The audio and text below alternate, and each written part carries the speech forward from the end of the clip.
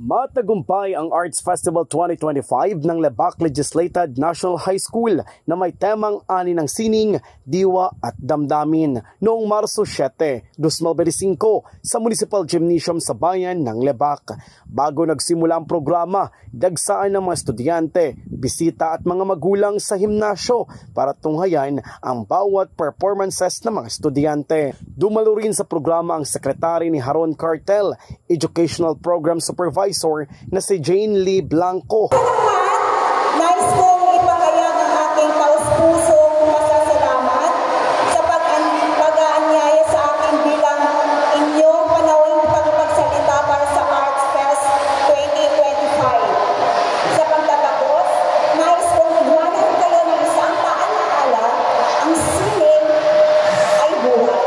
Ito ay nagbibigay kulay at kahulugan ng ating araw-araw na pamumuhay. Kaya ipagpatuloy natin ang pagsuporta at pagpalaganap nito. Sama-sama natin gawing mas makulay at makabuluhan ang ating mundo. Simula hanggang hapon ang patimpalak kung saan tinanghal ang grade 12 bilang champion sa canvas painting competition. Pangalawang pwesto naman ang grade 10 at pangatlo naman ang grade 11. Para sa charcoal portrait naman, itinanghal na kampyonato ang grade 9 at sinundan naman ng grade 8. Nakuha din ng grade 9 ang second runner-up. Sa slam poetry competition, itinanghal ang grade 11 bilang champion, first runner-up naman ang grade 10 at second runner-up naman ang grade 8. Para naman sa writing poetry slam competition, itinanghal ang grade 12 bilang kampiyon at sinundan ng grade 11 at nasa pangatlo naman ang grade 9.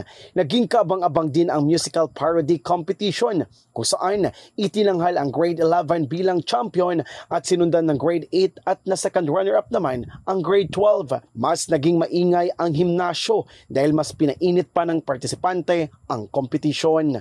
Para naman sa pentatonics competition, itinanghal ang grade 9 na champion, first runner-up naman ang grade 10 at second runner-up naman ang grade 12.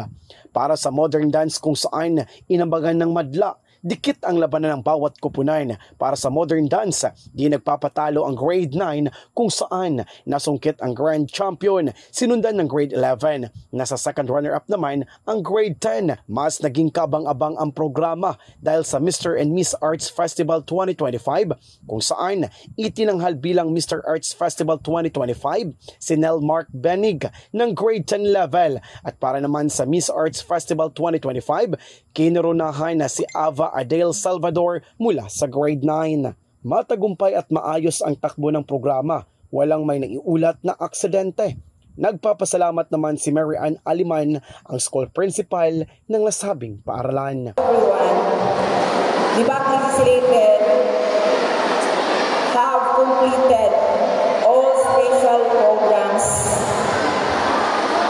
which can cater all the needs,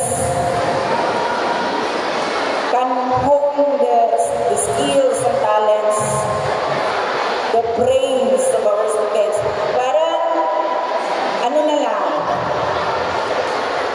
at sinumuto na lang ang kulang para makumpleto na ang minyo. Good morning and enjoy the show of Lebac Legislated National High School. Sa ngayon, tuloy-tuloy pa rin ang paghahanda at programa ng LNHS para sa mga kabataang legislanians. Talagang ang pag-LNHS, buwas damlag, masanag. In the heart of changing lives, ako po si Brigada J.R. Blessed Bulahan ng 91.3 Brigada News FM Lebac, the Music and News Authority.